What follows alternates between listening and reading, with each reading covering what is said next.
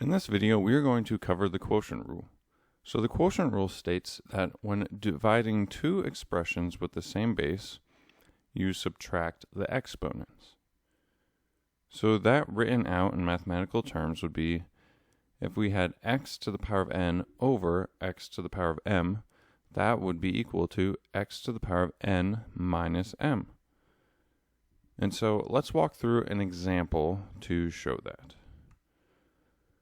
So if we had 3 to the power of 5 over 3 squared, that would be equal to 3 to the power of 5 minus 2, or 3 to the power of 3.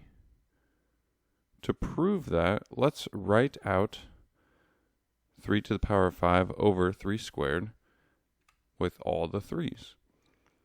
So we would have 5 3's in our numerator and 2 3's in our denominator. And when you have a 3 in the numerator and the denominator, we can cancel those.